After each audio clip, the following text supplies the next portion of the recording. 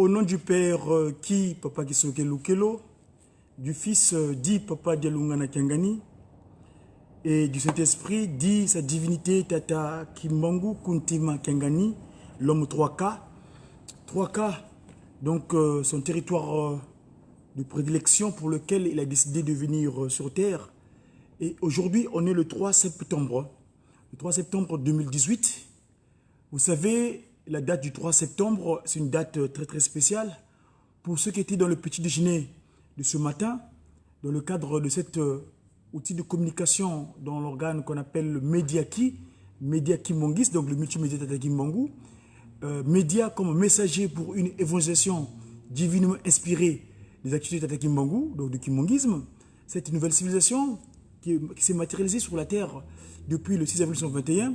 Et le mois de septembre est un mois très spécial parce que c'est en ce mois de septembre que le 12 septembre, précisément le jour où Papa Simon Kimbangu prendra corps, le Saint-Esprit décide de prendre forme physiquement. Mais pourquoi parle-t-on du Saint-Esprit? Parce que beaucoup d'institutions spirituelles à travers le monde entier croient en un Dieu. Le Dieu est unique, on est d'accord, il est unique. Dans le judaïsme, on parle de Yahvé. Tu vas chez nos amis des métis, donc les Arabes, et ils parlent de Allah, donc le Dieu. Et tu viens, pour ceux qui acceptent Jésus-Christ comme sauveur, donc le christianisme, ils disent que Dieu est trinitaire, ils parlent bien de Dieu le Père, Dieu le Fils, Dieu le Saint-Esprit, mais ils ont un problème avec la personnification du Saint-Esprit, que le Saint-Esprit a bien pris corps, il a bien pris forme. Dieu le Père, il a visité la terre, donc lui, il n'avait pas de généalogie, qu'on appelle les Melchizedek, donc pas de père, pas de mère inconnue, donc. Et le Christ Jésus, il vient dans un second temps, en connaissant sa mère, la mère Marie, Marie Mouilou, la mère Jésus, et son père est esprit. Et finalement, donc, pour finaliser tout ça, le Saint-Esprit vient prendre corps en la personne de Tata Kimbangu, qui est donc le père connu par Tata Kouyela et Mama Luisi. Par le passé, les jours qui ont précédé le mois d'août, on vous avait précisé un certain nombre de choses concernant justement ce Saint-Esprit-là. Mais ici, dans cette action, parce que dans quelques jours, le Saint-Esprit va prendre corps, le 12 septembre, date anniversaire, parce qu'il est venu sur Terre le 12 septembre 1887, en la personne du Tata Kimbangu Simon. C'est le nom qu'il a pris dans un premier temps, parce qu'il avait promis, je vais vous faire partir vers la lecture de ce document que notre docteur, le conseiller d'inspecteur général, en la personne de papa, le docteur Banzouzi, qui a compilé ce document, ce support de travail que je suis utilisé, approprié pour nous, actuellement en tant qu'ambassadeur, pour pouvoir... alors, donc, au moment où on est en train de faire le travail comme il se doit. Et donc, pour nous, l'ambassadeur, Tata Simon Kimbangu, nous avons besoin d'informations, et ces informations, on peut les trouver par ce support qui sont déjà écrits. Que vais-je dire à ce propos? Ici, je fais allusion du livre 1. Parce que, je dis bien, on est aujourd'hui le 2, le 3 plutôt, le 3 septembre, le stellaire que les Occidentaux ont suivi dans le monde entier, qui se vient se placer dans la voûte céleste de l'Afrique centrale au Congo. Voyez-vous, cette voûte céleste, donc, cette étoile, il y a un pays au cœur de l'Afrique, au-dessus duquel brillent les étoiles, signe de la présence divine sur son sol. Ce pays, c'est le Congo. Kahamba, Jérusalem, terre d'opulence, terre de promesses, où repose le grand Seigneur, Kimbangu, le Saint-Esprit, venez tous. Donc, avant de, comme ce matin, ceux qui étaient dans le petit déjeuner matinal, je vous avais fait partager ces informations que mon collègue Papa Kif, le chargé de la prod, au niveau de notre direction générale à la Ratelki là-bas à Kinshasa, avait fait un document assez très bien structuré. Et donc, si le temps me le permet, je vais vous le faire partager. Suivez ça.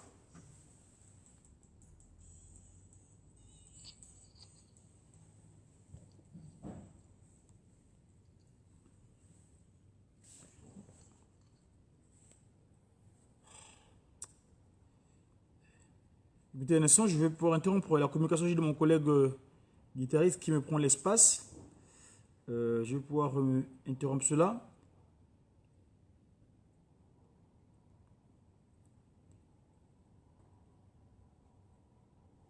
Voilà, comme ça c'est fait. Et donc, les suivants, ce message.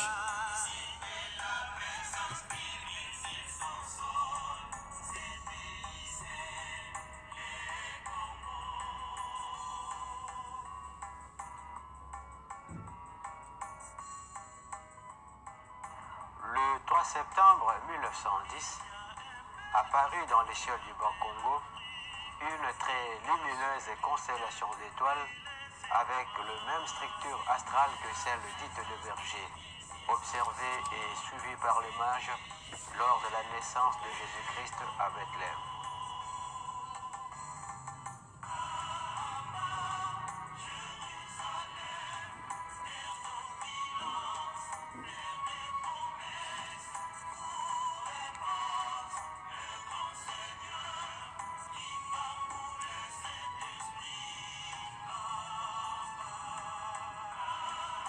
Dans son ouvrage intitulé L'histoire du kimbanguisme, son éminence Diangenda Kuntima, premier chef spirituel de l'église kimbanguiste, parle de la dite étoile en ces termes. Nous citons: au Congo, à partir du 3 septembre 1910, une constellation telle que nos ancêtres n'en avaient jamais vue jusque-là fut observée pendant plusieurs jours. Elle intrigua bien des Congolais que les Européens. De nuit, elle éclairait d'une luminosité qui approchait de beaucoup celle de la pleine lune. L'Esprit de Dieu avait révélé à certains de nos pères dans la région de Nkamba que cette constellation était le signe qui attestait que l'Éternel avait tourné sa face vers l'Afrique. Pour les autres, il s'agissait d'un signe avant-coureur d'événements de très grande portée pour des millions de gens. Fin de citation.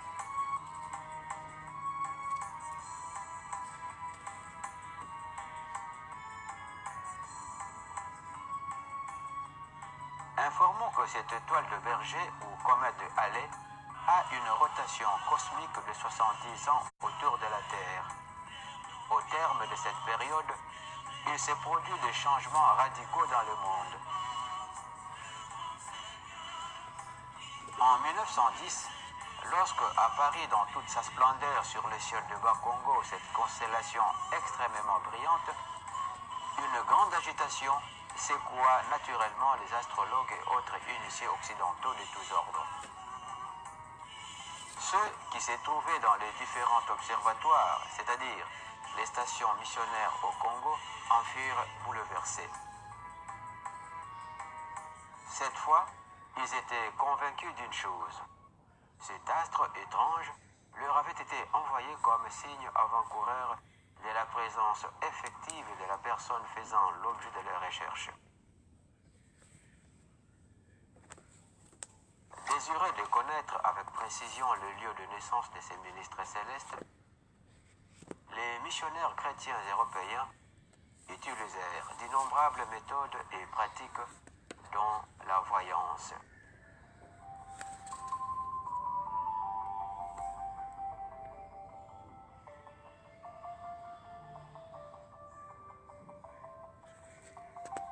Les missionnaires protestants organisèrent une fête religieuse appelée Matondo. Voilà mes amis, donc pour j'interromps mon collègue Papa Kif, le descendant de Mfumu là-bas à part à Kinshasa, qui a fait ce support de travail. Je pourrais le disposer plus tard parce que ce matin j'en ai largement fait état.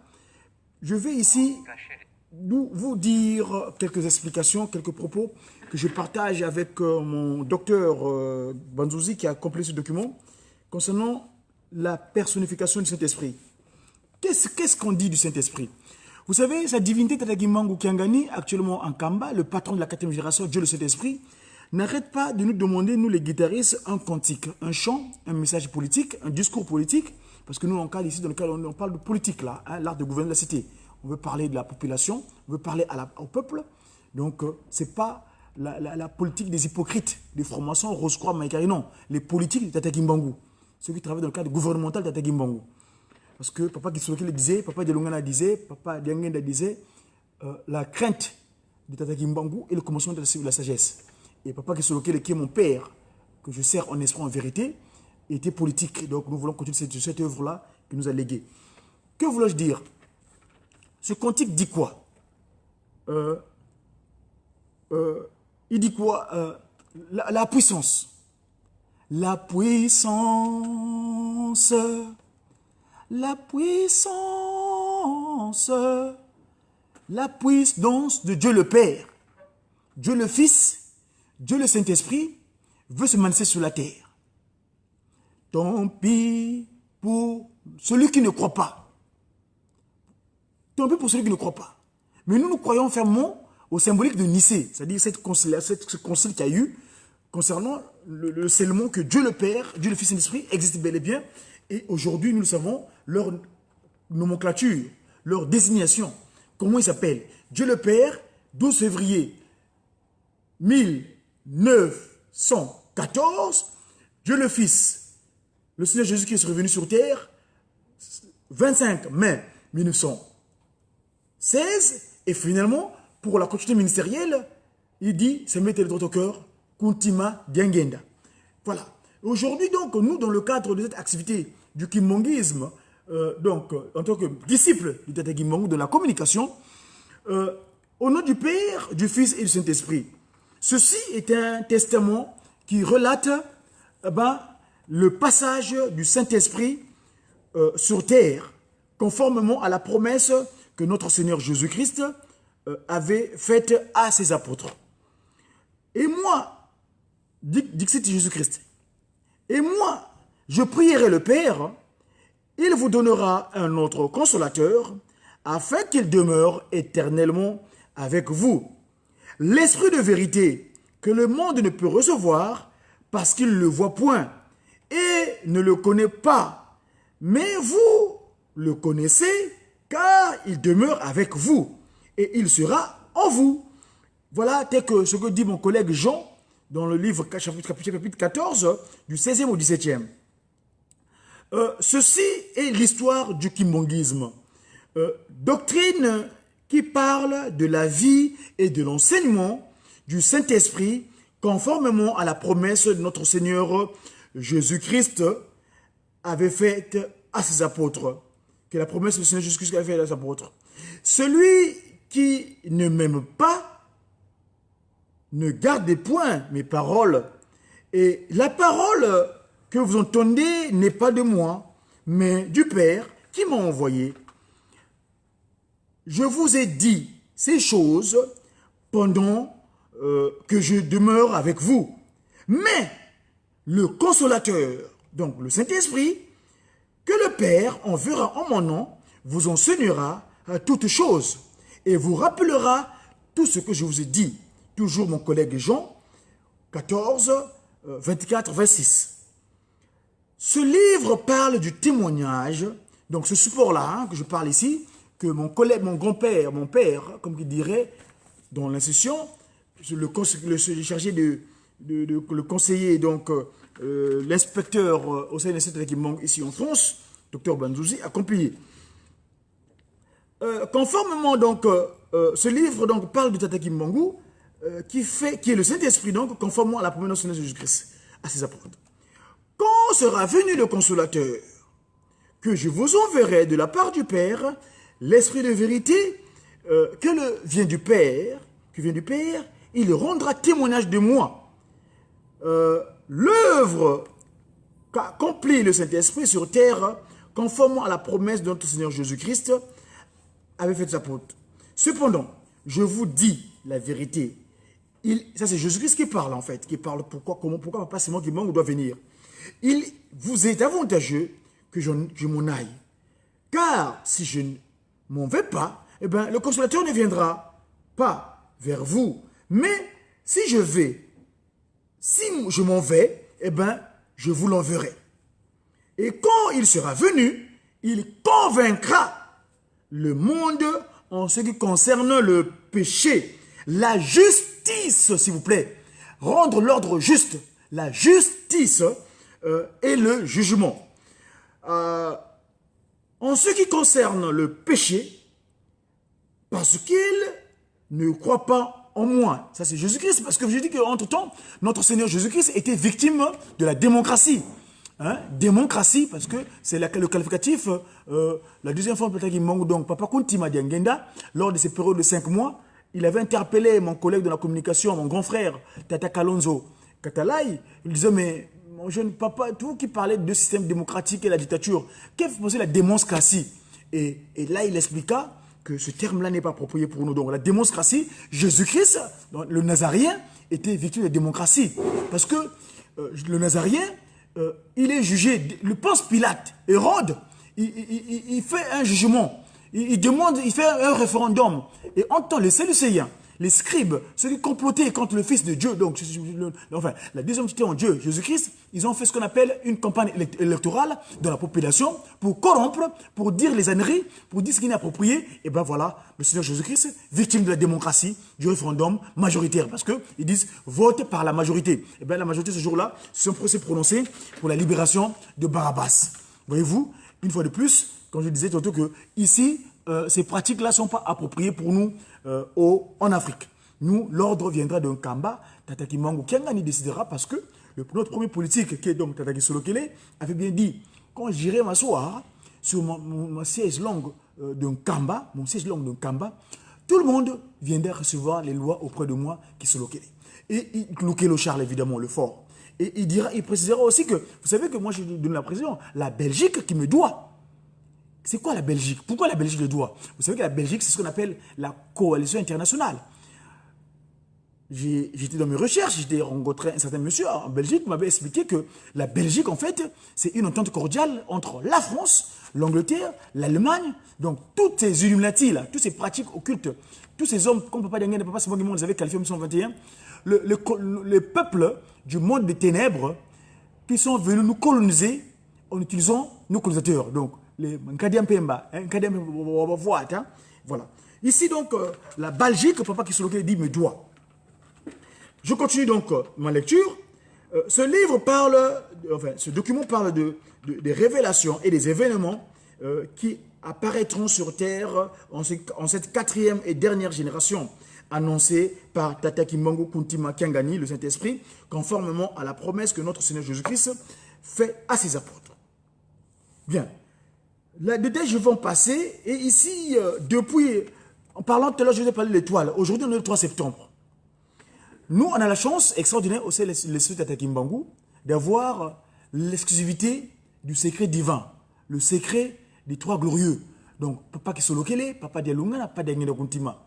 Dans leur secret, on a des collègues qui les entourent spirituellement, qui n'ont pas revêtu ces scaphandres physiques, mais qui sont spirituels et qui viennent donner des informations du point de vue comme qui dirait, inspiration. Donc, les inspirés qui m'onguissent, la dissonance que j'appelle souvent du 18 mai 1921.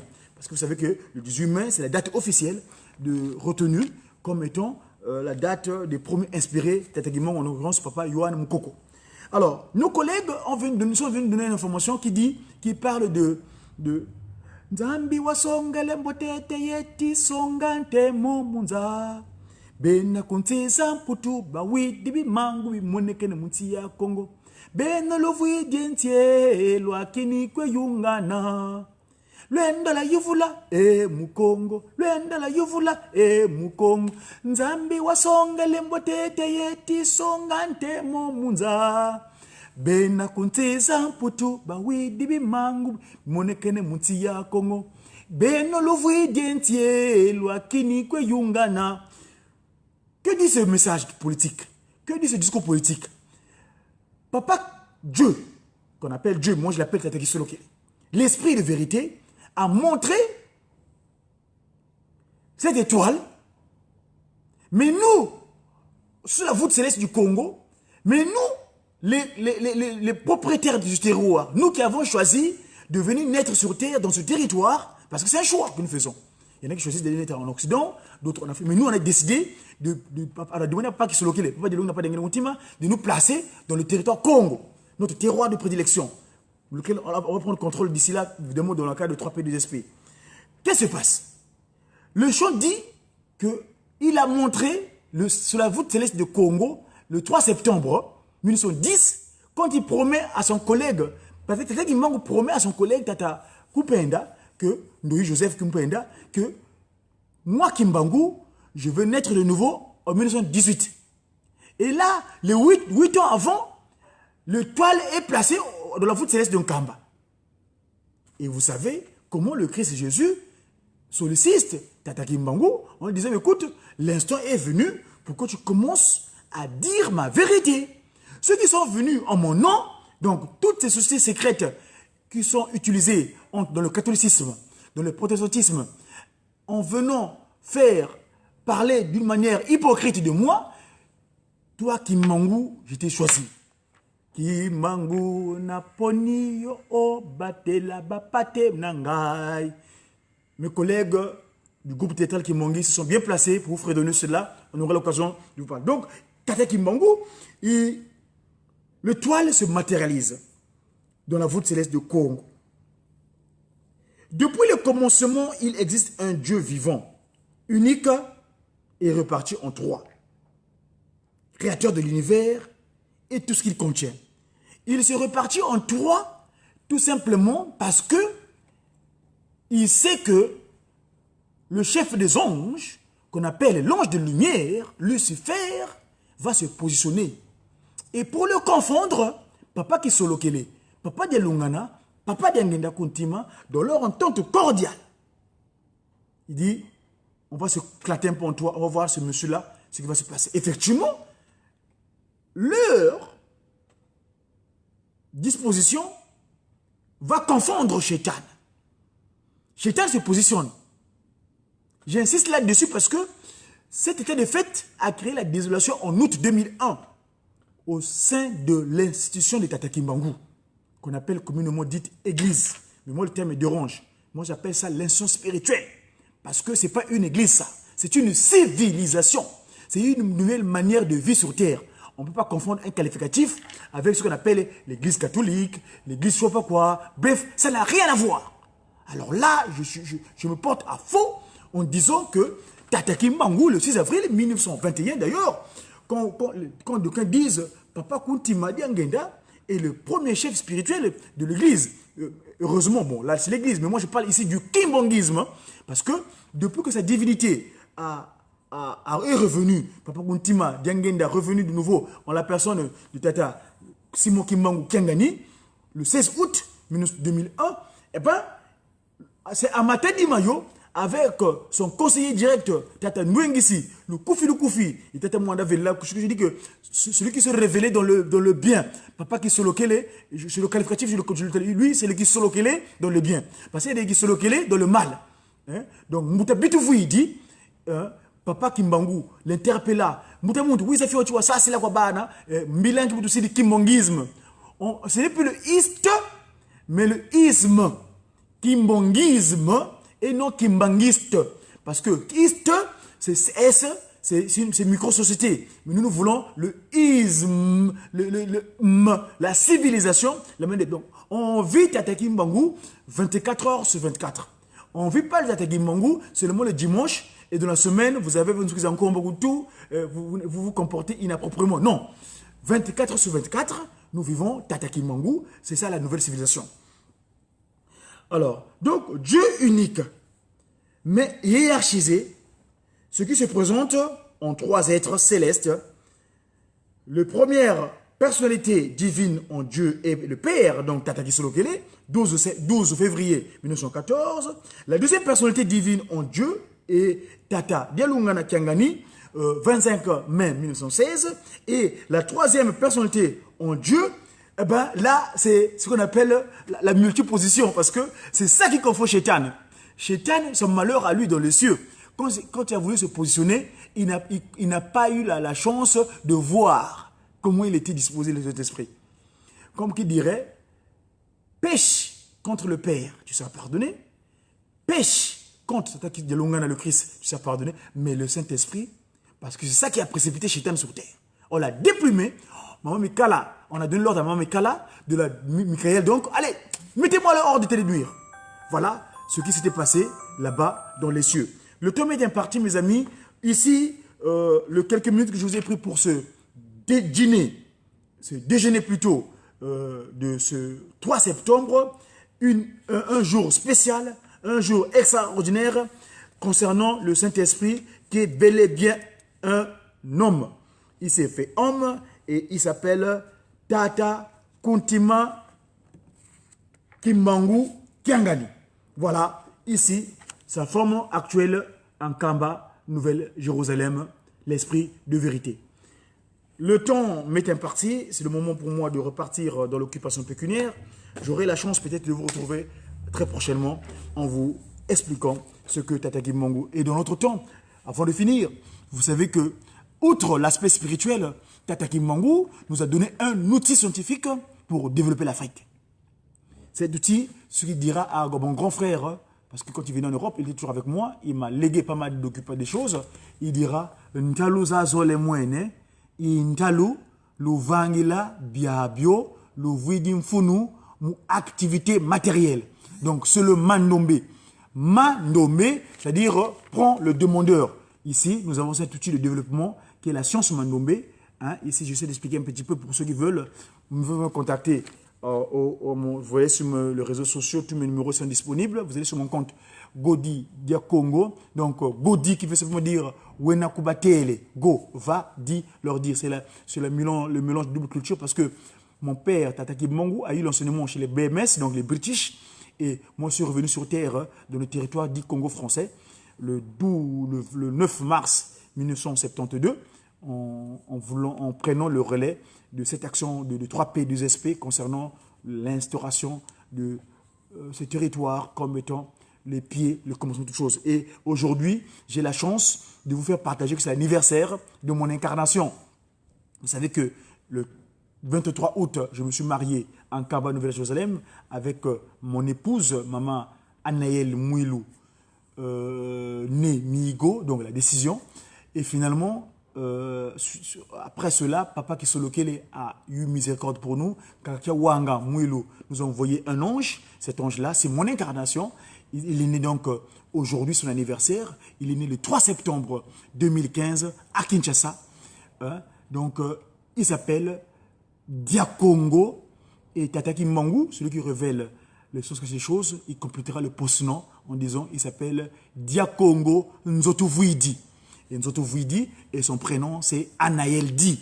C'est-à-dire, sa maman s'appelle Anaël, donc la grâce. Parce que je me souviens quand j'étais catholique, à l'époque, pendant mes 30 ans de Vatican, je pleurais et j'implorais la Vierge Marie pour qu'elle me donne cette aide, cette épouse, ma côte à moi que j'avais égarée. Elle était, cette époque était née à Kinshasa un certain 18 mars, comme moi également. Je suis venu sur Terre un certain 9 mars. Vous savez, comprenez, le 8, ça fait 9. Et moi également, je suis né un 9. Donc, mon épouse m'a donné un fils aîné, légitime. J'ai eu la naissance saharienne.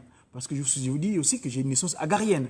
Avant que je puisse trouver la mienne, je m'étais égaré dans mon comportement sentimental. J'ai eu une postérité avec une certaine haïtienne que j'ai qualifiée la postérité agarienne. Mais la postérité saharienne, donc c'est qui est la légitimité spirituelle, c'est Moutamontou, moi donc de nouveau sur terre, à Kinshasa s'il vous plaît, dans le paradis terrestre, parce que le Congo, papa Kuntima l'a bien dit, le Congo était le paradis terrestre, et bien il redeviendra le paradis terrestre. Nous mettons en l'état de nuire toutes ces pratiques occultes qui créent la désolation là-bas. Mono, Dia Congo, nous commençons à demander, j'ai qui? J'ai sa divinité, Tata Kimbangu Kuntima Kiangani. À très bientôt. Au revoir.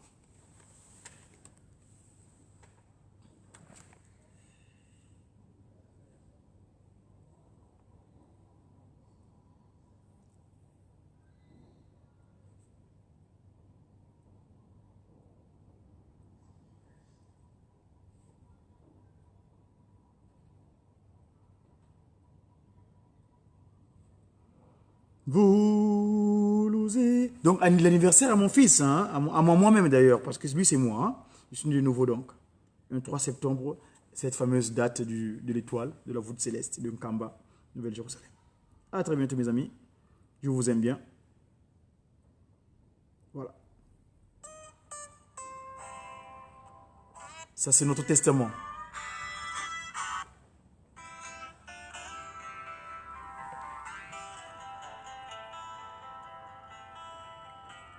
Voilà.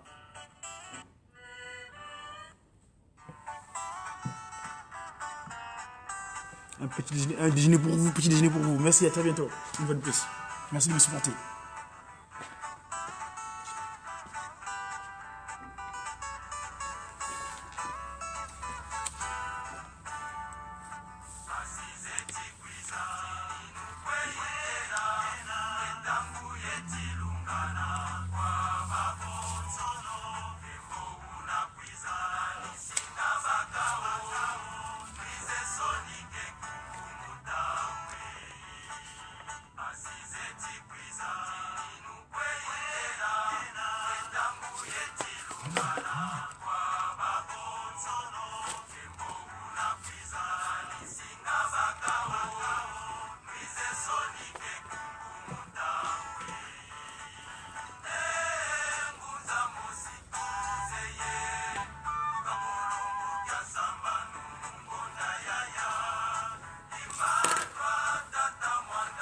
Max, il est là.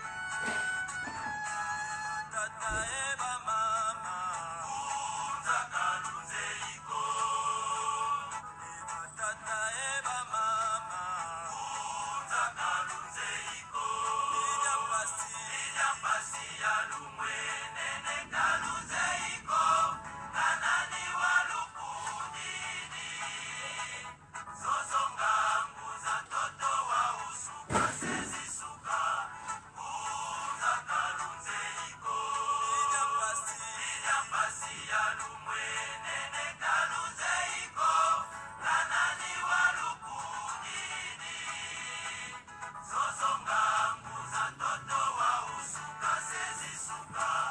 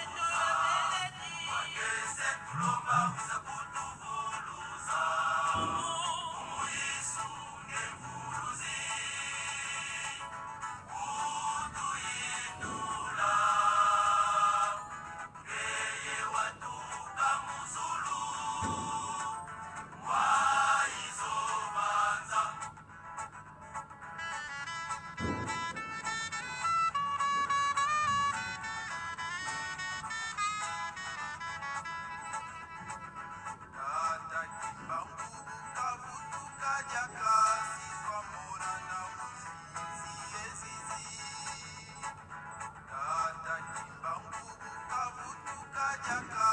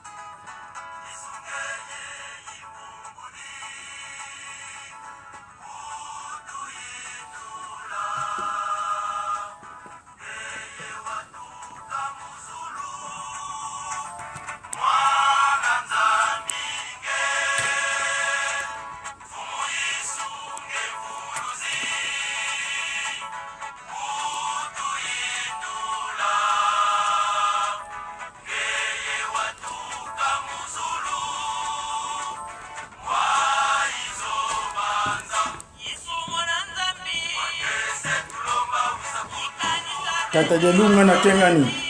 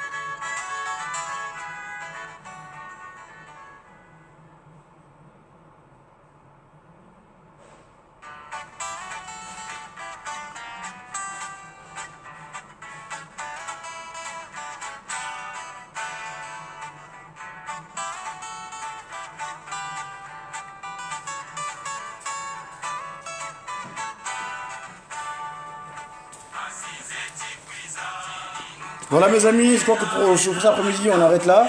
Bien des bonnes choses à vous et que Papa Simon Kimbangu Kyangani, sa divinité, Dieu le Saint-Esprit, soit avec nous pour ce jour extraordinaire d'anniversaire marquant l'étoile stellaire, le fameux stellaire qu'on avait vu sur la foule céleste de Nkamba, Nouvelle-Jérusalem. On se mettrait les ondes parce que Papa Diangenda dira que je vais naître de nouveau. Papa Simon Kimbangu dira je vais naître de nouveau. Et en 1918, c'était un 3 septembre 1910. Et l'étoile a été baptisée en Afrique. Merci et à très bientôt. Au revoir.